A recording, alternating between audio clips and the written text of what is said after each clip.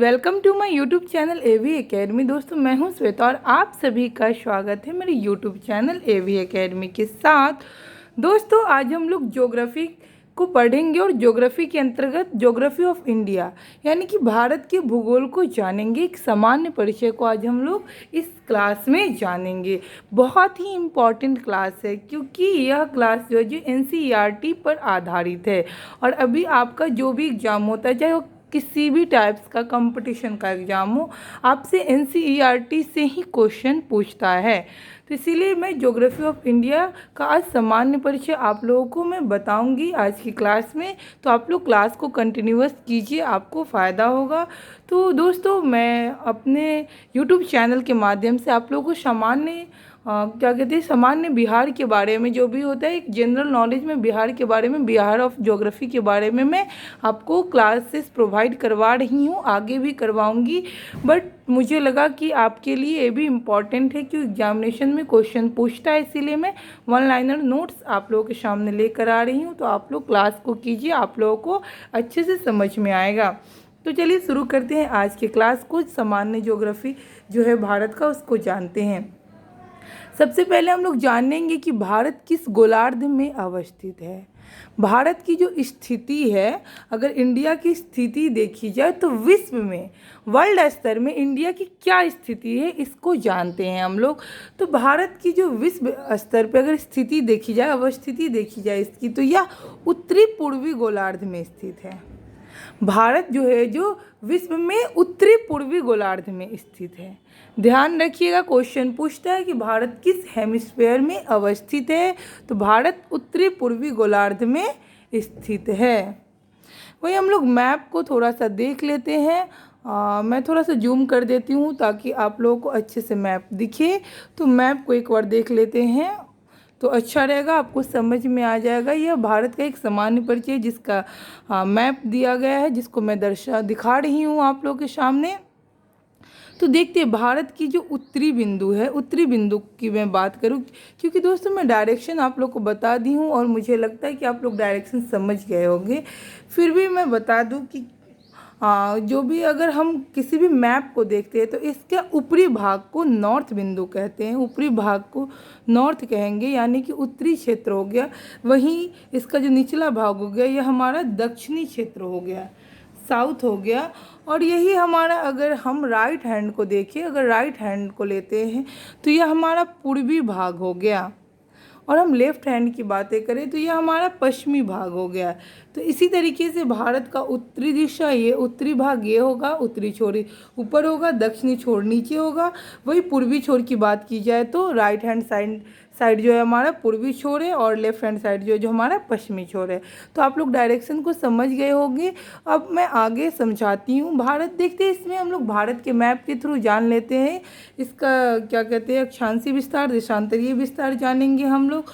और उसके साथ साथ हम लोग जानेंगे कि भारत का उत्तरी बिंदु कौन सा है, दक्षिणी बिंदु कौन सा है, पूर्वी बिंदु कौन सा है, पश्चिमी बिंदु कौन सा है। उसी के साथ साथ इसकी उत्तर से दक्षिण लंबाई क्या है और पूरब से पश्चिम क्या लंबाई है, इसके बारे में हम लोग जानेंगे, विस्तार क्या है इस मैप में। तो चलिए देखते हैं, एक दृष्टि डालिए, आप लोग भी अपना थोड़ा सा गौर कीजिए इस पर।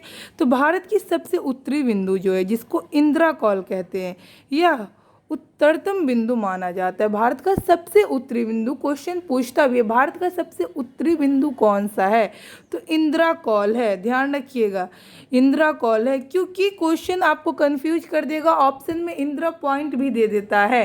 तो इंदिरा पॉइंट आपका दक्षिणतम बिंदु है। भारत की सबसे दक्षिणतम बिंदु की बात की जाए तो वह इंदिरा पॉइंट है, क्योंकि वह सबसे दक्षिण में स्थित है।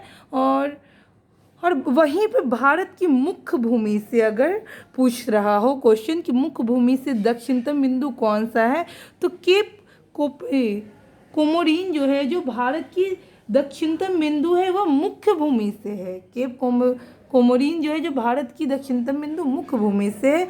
वहीं अगर भारत की दक्षिणतम बिंदु की बात की जाए या दक्षिणतम बिंदु की बात की जाए तो आपका जवाब हो जाएगा क्या कहते हैं, इंदिरा पॉइंट। तो इसको कंफ्यूज नहीं होना। मुख्य भूमि, जब मुख्य भूमि जोड़ दे तो हो जाएगा केप कोमोरिन, और दक्षिणतम बिंदु सीधे पूछे तो इंदिरा पॉइंट होगा। इस बात का ध्यान रखिएगा, क्योंकि क्या कहते हैं, इसका जो विस्तार है, मुख्य भूमि का विस्तार अगर देखा जाए, वह हम लोग भारत की मुख्य भूमि का विस्तार देखते हैं, अक्षांशीय विस्तार को देखते हैं भारत का मुख्य भूमि का, तो 8 डिग्री 4 मिनट यहाँ है हमारा, 8 डिग्री 4 मिनट उत्तरी अक्षांश से लेकर के 37 डिग्री 6 मिनट उत्तरी अक्षांश तक भारत फैला है मुख्य भूमि के थ्रू। वहीं हम लोग अगर दक्षिणतम बिंदु से देखते हैं अब इसका विस्तार भारत का, तो 6 डिग्री 45 मिनट, यानी कि 6 डिग्री 45 मिनट उत्तरी अक्षांश से लेकर के 37 डिग्री 6 मिनट उत्तरी अक्षांश तक भारत का विस्तार है। तो ध्यान रखिएगा, दोनों का डिफरेंस याद रखिएगा आप लोग। भारत का अगर दक्षिणतम बिंदु का विस्तार पूछे या फिर सीधे पूछे भारत का विस्तार पूछ दे, और वहाँ पे अगर आपका ऑप्शन दे दे 6 डिग्री 45 मिनट, वहीं पे 8 डिग्री 4 मिनट, ऐसे करके अगर ऑप्शन है और पूछे कि भारत का विस्तार कहाँ से कहाँ तक है, तब आपका जवाब होगा 6 डिग्री 45 मिनट, क्योंकि भारत का विस्तार अगर हम लोग इंदिरा पॉइंट से जोड़ेंगे तो 6 डिग्री 45 मिनट होगा। वहीं पे अगर मुख्य भूमि से पूछ दे, अगर मुख्य भूमि से हो, क्वेश्चन को ध्यान से देखिएगा, अगर मुख्य भूमि से भारत का विस्तार पूछ रहा है, अक्षांशीय विस्तार, तो 8 डिग्री 4 मिनट से लेकर के 37 डिग्री 6 मिनट तक होगा। तो इस चीज़ को ध्यान रखिएगा आप लोग। अगर ऑप्शन में अगर सीधे पूछते भारत का क्या कहते हैं अक्षांशीय विस्तार, और वहाँ पे 6 डिग्री 45 मिनट नहीं दिया हो, 8 डिग्री 4 मिनट से लेकर के 37 डिग्री 6 मिनट दिया हो, मुख्य भूमि अगर नहीं भी दिया हो, तब आपका ऑप्शन 8 डिग्री 4 मिनट होगा। अगर 6 डिग्री 45 मिनट नहीं है तब, और मुख्य भूमि नहीं है तब, तो आप ऑप्शन देखकर उसका क्या कहते हैं आंसर दीजिएगा। वहीं पे अब हम लोग आते हैं क्या कहते हैं इसका पूरे देशांतरीय विस्तार देखते हैं भारत का, तो 68 डिग्री 7 मिनट, 68 डिग्री 7 मिनट पूर्वी देशांतर से लेकर के क्या कहते हैं, हाँ इसका विस्तार है 97 डिग्री 25 मिनट। तो क्या कहते हैं, अगर हम लोग इसका देशांतरीय विस्तार देखेंगे भारत का, तो 68 डिग्री 7 मिनट पूर्वी देशांतर से लेकर के 97 डिग्री 25 मिनट पूर्वी देशांतर तक स्थित है। तो इस तरीके से हम लोग अक्षांशीय विस्तार, देशांतरीय विस्तार को जान लिया। एक बार रिपीट कर लेते हैं। अक्षांशीय विस्तार अगर मुख्य भूमि से बात करें तो 8 डिग्री 4 मिनट से लेकर के 37 डिग्री 6 मिनट है। वहीं पे अगर क्या कहते हैं, अगर मुख्य भूमि की बात ना की जाए तो होगा फिर 6 डिग्री 45 मिनट, यानी कि इंदिरा पॉइंट से अगर हम काउंट करते तो 6 डिग्री 45 मिनट से हो जाएगा हमारा 37 डिग्री 6 मिनट। वहीं पे अगर हम लोग देशांतरीय विस्तार को देखें तो 68 डिग्री 7 मिनट, यानी कि 68 डिग्री 7 मिनट पूर्वी देशांतर से लेकर के 97 डिग्री 25 मिनट पूर्वी देशांतर पर स्थित है। क्योंकि भारत की स्थिति विश्व में उत्तरी पूर्वी गोलार्ध में स्थित है, इसको भी ध्यान रखिएगा। अब हम लोग इसका डिस्टेंस को देख लेते हैं। तो उत्तर से लेकर के अगर दक्षिण अगर भारत का देखा जाए विस्तार कहाँ से कहाँ तक फैला, कितने किलोमीटर में फैला है, तो 3214 किलोमीटर। उत्तर से दक्षिण अगर भारत की विस्तार देखी जाए तो 3214 किलोमीटर है। वहीं पे अगर हम लोग पूरब से पश्चिम इसका विस्तार देखें तो इसका विस्तार जो है, पश्चिम से पूरब इसका विस्तार देख रहे हैं हम लोग, तो 29 डिग्री 33 किलोमीटर है। भारत का अगर हम लोग पश्चिम से पूरब अगर विस्तार देख रहे हैं तो 2933 किलोमीटर है, 2933 किलोमीटर है। और उत्तर से दक्षिण जो है जो 3214 किलोमीटर है। तो आप लोग ध्यान रखिएगा। तो हम लोगों ने इसका विस्तार भी देख लिया कि उत्तर से दक्षिण इसका विस्तार कितना है, तो 3214 किलोमीटर। वहीं पे पूरब से पश्चिम इसका विस्तार जो है जो 2933 किलोमीटर है। दोस्तों हम लोगों ने उत्तरतम बिंदु और दक्षिणतम बिंदु को जान लिया। भारत का जो सबसे पश्चिमी बिंदु है और सबसे पूर्वी बिंदु है इसको जानेंगे। तो पहले हम लोग भारत का पश्चिमी बिंदु को जानते हैं। भारत का पश्चिमी बिंदु जो है जो गौरमोता है, गुजरात में स्थित है। यह भारत का सबसे पश्चिमी बिंदु है, गौरमोता। वहीं पे भारत की सबसे पूर्वोत्तर बिंदु की बात की जाए, पूर्वी बिंदु की बात की जाए तो किबीथु है, किबीथु जो कि अरुणाचल प्रदेश में है, अरुणाचल प्रदेश में है। और सबसे पहले सूर्य अगर भारत में अगर प्रवेश करती है तो यही अरुणाचल प्रदेश से प्रवेश करती है, तो इसको भी ध्यान रखेंगे। तो चलिए ज़्यादा डिटेल्स में नहीं जाना है, आगे बढ़ते हैं हम लोग। अब आगे देखते हैं, अब क्षेत्रफल की दृष्टि से भारत का स्थान को देखते हैं। तो क्षेत्रफल की दृष्टि से भारत का जो स्थान है विश्व में 7वां है। क्षेत्रफल की दृष्टि से भारत का जो स्थान है विश्व में 7वां है। वहीं दोस्तों मैं बता दूं कि मैं अपने YouTube चैनल के माध्यम से आप लोगों को बहुत सारे शॉर्ट्स वीडियो भी मैं प्रोवाइड करवाई हूँ, जहाँ पर आप लोगों का कॉन्सेप्ट क्लियर होगा ट्रिक के माध्यम से और आप लोगों को आसानी से समझ में आएगा, जिसमें मैंने इसके बारे में भी बताया है। क्षेत्रफल के अनुसार भारत का जो स्थान है जो विश्व में 7वां है, उसका ट्रिक है रुक भारत अब आया चीन। तो जाकर के आप लोग मेरे YouTube चैनल के माध्यम से आप लोग शॉर्ट्स को देख लीजिएगा। भारत का ये क्या कहते हैं क्षेत्रफल के अनुसार जो विस्तार है विश्व के देशों का, उसमें स्थान 7वां है। तो इसका ट्रिक है रुक भारत अब आया चीन, जिसमें 7वां स्थान है। तो आप लोग उस ट्रिक को देखिए, आपका कॉन्सेप्ट और क्लियर होगा। और पहला स्थान रूस का है। क्षेत्रफल की दृष्टि से अगर देखी जाए तो रूस का जो है जो पहला स्थान है, भारत का जो स्थान है जो 7वां स्थान भारत का है। तो इस तरीके से आप लोग वहाँ से जा कर के शॉर्ट्स वीडियो भी देखिए, आप लोगों का कॉन्सेप्ट क्लियर होगा, आप लोगों को समझ में आएगा, याद हो जाएगा जल्दी से। हाँ, देखते हैं अब आगे देखते हैं भारत का पूर्वी भाग का विस्तार पूरब से पश्चिम जो है जो 2933 किलोमीटर है, जो कि हम लोगों ने यहाँ देखा पूरब से पश्चिम इसका जो विस्तार देखा है जो 2933 किलोमीटर है। वहीं पे हम लोग उत्तर से दक्षिण इसका विस्तार देखेंगे तो उत्तर से दक्षिण इसका विस्तार जो है जो 3214 किलोमीटर है।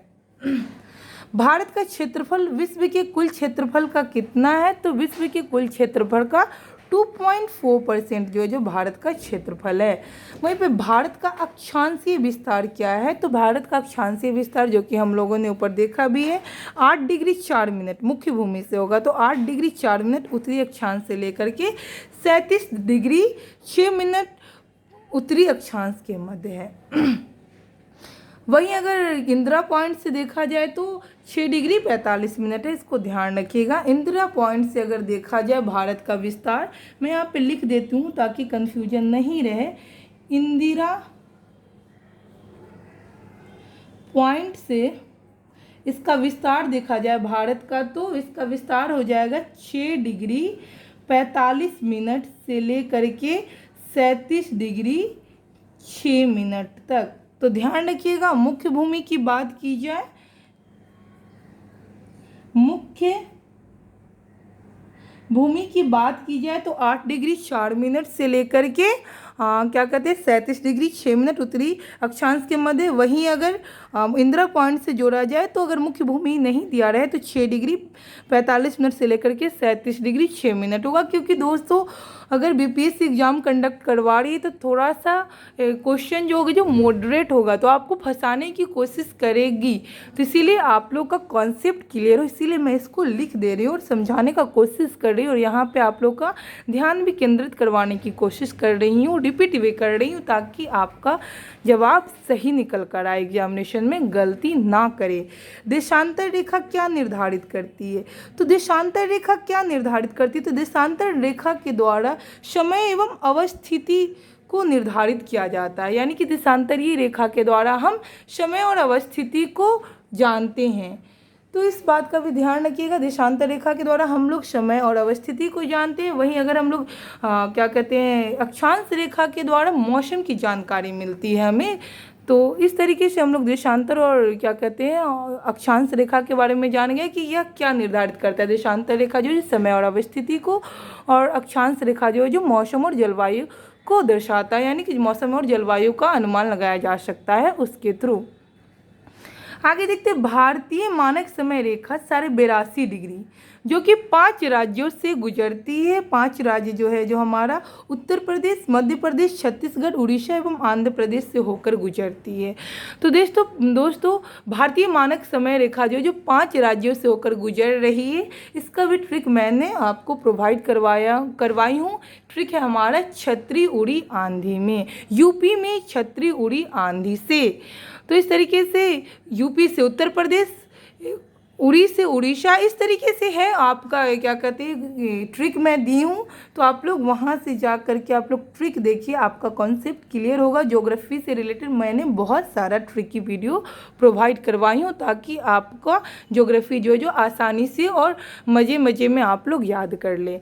तो ध्यान रखिएगा, भारतीय मानक रेखा जो है, समय रेखा जो है जो क्या है, तो 62.5 डिग्री या 5 राज्यों से गुजरती है, उत्तर प्रदेश, मध्य प्रदेश, छत्तीसगढ़, उड़ीसा और आंध्र प्रदेश से।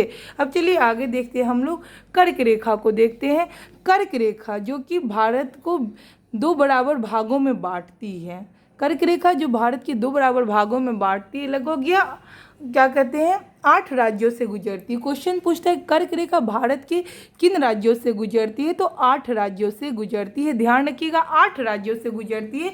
वहीं पे आपका क्वेश्चन एक और हो सकता है कि वह कौन सी रेखा है जो भारत को 2 बराबर भागों में बांटती है, तो आपका जवाब होगा कर्क रेखा। या फिर भारत से कौन ऐसी रेखा है जो भारत से गुजरती है, तो कर्क रेखा गुजरती है। या फिर कितनी डिग्री पर स्थित है, तो ये 37 डिग्री उत्तरी क्या कहते हैं 37 डिग्री पर स्थित है। कर्क रेखा जो है जो 37 डिग्री उत्तरी अक्षांश पर स्थित है। तो ये भी क्वेश्चन आपसे पूछता है। अब दोस्तों मैं बता दूं कि मैंने इससे भी रिलेटेड आपको क्या कहते हैं ट्रिकी वीडियो में प्रोवाइड करवा चुकी हूँ कि भारत की कर्क रेखा भारत की किन किन राज्यों से गुजरती है। तो कर्क रेखा भारत के 8 राज्यों से गुजरती है। इसका ट्रिक है मित्र पर गमछा झाड़। इसका मैंने 2 ट्रिक दिया, मगरमच्छ झपटा और एक और ट्रिक है, पहला ट्रिक है मित्र पर गमछा झाड़। तो आप लोग जाकर के मेरे यूट्यूब चैनल से देख सकते हैं। जो भी ट्रिक आपको पसंद आए उसको आप लोग 1 बार 2 बार देखिएगा, याद हो जाएगा, जल्दी याद हो जाता है, ज़्यादा उसमें समस्या नहीं होती है। ऐसे भी हम लोग पढ़ लेते हैं इसको। तो भारत के 8 राज्यों से कर्क रेखा गुजरती है। गुजरात, मध्य प्रदेश, झारखंड, त्रिपुरा, राजस्थान, छत्तीसगढ़, पश्चिम बंगाल और मिजोरम। तो इस तरीके से 8 राज्यों से गुजरती है। तो कभी कभी क्वेश्चन दे देता है कि इनमें से किन राज्यों से कर्क रेखा नहीं गुजरती है। तो 3 राज्य आपका इसमें से होगा और 1 राज्य अलग दे देगा। तो इस तरीके से क्वेश्चन कुछ भी पूछ सकता है। तो आप लोग अगर याद हो जाए आपको कि 8 राज्यों से कर्क रेखा गुजरती है, तो क्वेश्चन कुछ भी पूछे आपका जवाब सही होगा। तो आप लोग इस तरीके से जा कर के ट्रिकी वीडियो को देख लीजिए। मित्र पर गमछा झाड़ बहुत ही आसान ट्रिक है, ध्यान भी रहेगा आप लोगों को और आप लोग को याद हो जाएगा कि भारत की किन किन राज्यों से कर्क रेखा गुजरती है। अब आगे आते हैं, भारत को लगभग 2 बराबर भागों में अक्षांश रेखा विभाजित करती है। 2 बराबर भागों में जो अक्षांश रेखा विभाजित करती है, इसी को हम लोग कर्क रेखा कहते हैं। यह जो है जो 37 डिग्री उत्तरी अक्षांश, 37 डिग्री उत्तरी अक्षांश कर्क रेखा, जिसको मैं ऊपर बता दी हूँ। भारत की सबसे पश्चिमी बिंदु, क्वेश्चन इंपॉर्टेंट है, ध्यान रखिएगा, इंपॉर्टेंट क्वेश्चन। भारत का सबसे पश्चिमी बिंदु गौरमोता तथा पूर्वी बिंदु किबिथु है, जो अरुणाचल प्रदेश के मध्य सूर्योदय एवं सूर्यास्त में लगभग कितने घंटे का अंतर करवाती है, तो लगभग 2 घंटे का अंतर करवाती है। क्योंकि भारत का जो पूर्वी बिंदु जो है क्या कहते हैं पूर्वी बिंदु जो है हमारा गौरमोता है जो अरुणाचल प्रदेश में, वही पश्चिमी बिंदु जो है जो किबिथु है जो क्या कहते हैं इधर हमारा गुजरात में है। तो और यहाँ इन दोनों के बीच में जो क्या कहते हैं सूर्योदय और सूर्यास्त का जो लगभग समय है, तो 2 घंटे का अंतर हो जाता है। सूर्योदय 2 घंटे का डिफरेंस होता है, क्योंकि देखिए दोस्तों 1 डिग्री देशांतर रेखा को पार करने में 4 मिनट का समय लगता है। 1 डिग्री से दूसरी डिग्री पे जाने में 4 मिनट का समय लगता है। तो उससे अकॉर्डिंग यहाँ से क्या कहते हैं हम लोग अगर पूर्वी बिंदु से अगर पश्चिमी बिंदु में जाते हैं तो हमें समय लग जाता है, इसीलिए हमें 2 घंटे का डिफरेंस होता है। क्योंकि 2 घंटे का डिफरेंस हो जाता है क्योंकि 1 घंटे में हमें 4 मिनट लग रही है।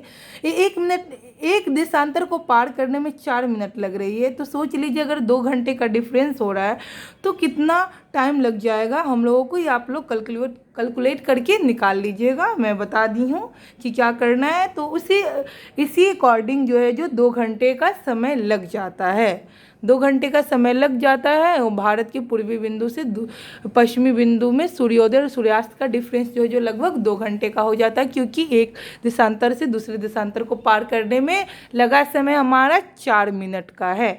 अगर 4 मिनट का हमारा समय, मैं बता ही देती हूँ, अगर 4 मिनट हमारा एक देशांतर से अगर दूसरे देशांतर पे जाने में हमें 4 मिनट का समय लग रहा है, और देखिए अगर 2 घंटे का डिफरेंस हो रहा है, 2 घंटे का डिफरेंस हो रहा है, तो 2 घंटे में टोटल कितना मिनट होता है देखा जाए तो 2 घंटे में हमारा टोटल कितना मिनट हो जाएगा, तो 60 मिनट का 1 घंटा होता है, तो 120 मिनट हो जाएगा ना। 2 घंटे में हमारा 120 मिनट हो जाएगा, तो 120 मिनट हो जाएगा। तो आप बता दीजिए कि 120 मिनट हो जाएगा, तो फिर हम कैसे इसको निकालेंगे, तो 4 से सीधे डिवाइड कर देंगे तो आपका जवाब आ जाएगा, क्योंकि 4 से 12 हो गया तो आपका हो जाएगा सीधे 30।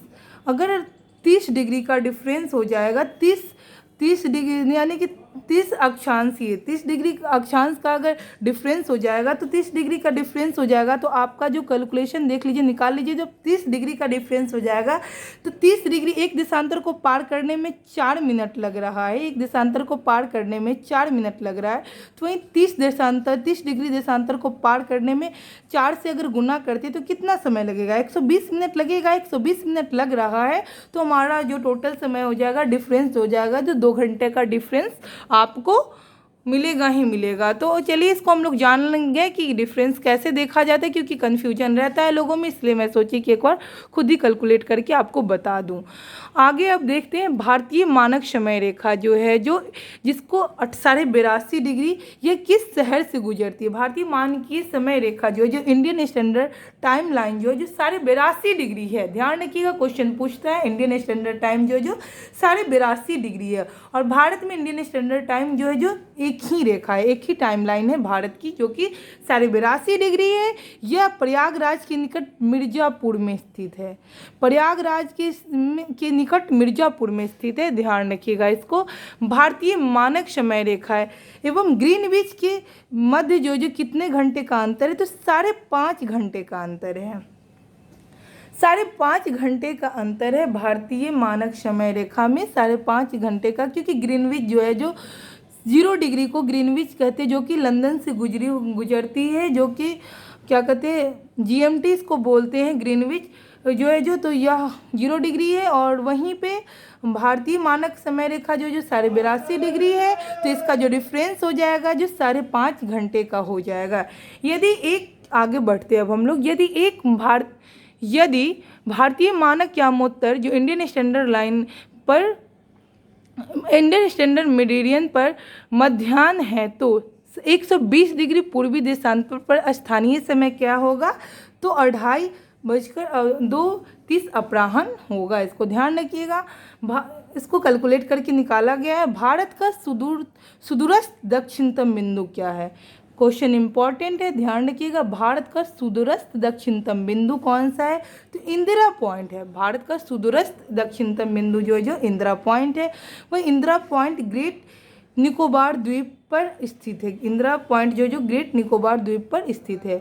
भारत का एकमात्र जिला कौन सा है, जो कि जिसकी सीमा 4 राज्यों को स्पर्श करती है। भारत का एकमात्र जिला है जो जिसकी सीमा 4 राज्यों को स्पर्श करती है, तो वह जो सोनभद्र जिला है, उत्तर प्रदेश का सोनभद्र जिला है, जो कि 4 राज्यों को स्पर्श करती है। तो याद रखिएगा, क्वेश्चन पूछा जा सकता है कि भारत का कौन ऐसा जिला, एकमात्र जिला है जो 4 राज्यों को स्पर्श करती है, और यह किस राज्य में स्थित है, तो यह उत्तर प्रदेश के सोनभद्र जिला है, यह उत्तर प्रदेश में स्थित है। तो इस तरीके से दोस्तों मैंने भारत का एक सामान्य परिचय दिया। आगे भी बताना है इसमें, लेकिन क्लासेस बहुत लंबी हो जाएगी, इसीलिए मैं आज की क्लास को यहीं पे रोक देती हूँ। और आज का जो मैंने क्लास बताया, इसमें 3 ट्रिक जो मैं प्रोवाइड करवा दी हूँ। एक तो है कि क्षेत्रफल की दृष्टि से भारत का जो 7वां स्थान है, तो क्षेत्रफल की स्थिति से विश्व में जो देशों का स्थान है उसको आप लोग याद कर लीजिएगा, जो कि ट्रिक है हमारा। रुक चीन अब आया भारत। वहीं पे भारतीय मानक समय रेखा जो किन किन राज्यों से गुजरती है, तो इसका भी ट्रिक मैंने प्रोवाइड करवाई हूँ। यूपी में छतरी उड़ी आंधी से, और उसी के साथ मैंने ये भी कर्क रेखा भारत के किन किन राज्यों से गुजरती है, तो इसका भी ट्रिक मैंने बताया है कि मित्र पर कमछा झाड़, तो उसको भी आप लोग देख लीजिए, आप लोगों को हेल्प मिलेगा। तो इस तरीके से हम लोगों ने एक सामान्य परिचय को देखा। आगे कुछ बताना अभी बाकी है, तो उसको मैं नेक्स्ट क्लास में करवाऊंगी, क्योंकि क्लास बहुत लंबा हो जाएगा। तो दोस्तों मैं उम्मीद करती हूँ कि हमारा क्लास आप लोग को समझ में आया होगा। अब मेरे क्लास से आप लोग को बेनिफिट होगा। आप लोग क्लास को कंटिन्यू कीजिए, बहुत ही इंपॉर्टेंट पॉइंट्स है, और मैं एक एक पॉइंट्स को आप लोगों के सामने क्लियर करवाने का कोशिश करूंगी, ताकि कहीं से कोई कन्फ्यूजन नहीं रहे। और दोस्तों मैं बता दूं कि बिहार विशेष से रिलेटेड जो मैं आपको वीडियो प्रोवाइड करवा रही थी ज्योग्राफी से रिलेटेड, मैं वो प्रोवाइड करवाऊंगी। उसके साथ साथ मैं बिहार से रिलेटेड क्या कहते हैं हिस्ट्री से भी रिलेटेड वीडियो में प्रोवाइड करवाऊंगी। साथ साथ जो क्या कहते हैं स्वतंत्रता संग्राम में बिहार का क्या योगदान है, उससे रिलेटेड भी मैं वीडियो प्रोवाइड करवाऊंगी, क्योंकि बीपीएससी टीचर वाला जो एग्ज़ाम है उसमें स्पेशल स्वतंत्रता संग्राम को पढ़ना है। तो स्वतंत्रता संग्राम में बिहार का क्या योगदान था, उससे रिलेटेड काफ़ी क्वेश्चन आपसे पूछा जाएगा, तो उसको भी मैं आपका उससे भी रिलेटेड क्लासेस में प्रोवाइड करवाऊंगी। दोस्तों मैं उम्मीद करती हूँ कि मेरा क्लास आपको समझ में आया होगा। तो इसी तरीके से रोज़ाना क्लास पाने के लिए हमारे यूट्यूब चैनल एवी एकेडमी को सब्सक्राइब करें, लाइक करें और अपने दोस्तों में शेयर करें, और आप कमेंट करें, क्योंकि आपके कमेंट से हमें मोटिवेशन मिलता है, हम मोटिवेट होते हैं और हम और ज़्यादा मेहनत करने की कोशिश करते हैं, ताकि आपका कॉन्सेप्ट और क्लियर हो सके।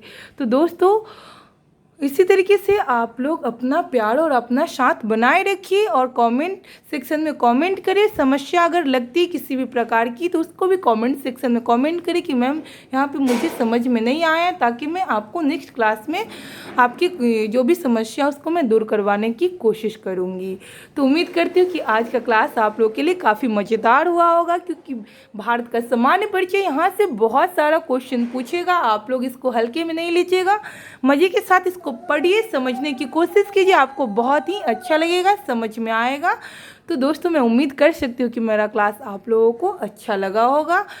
इसी तरीके से रोजाना क्लास पाने के लिए हमारे चैनल को सब्सक्राइब करें, लाइक करें, शेयर करें। हमारा चैनल है AV academy. Thanks for watching my video.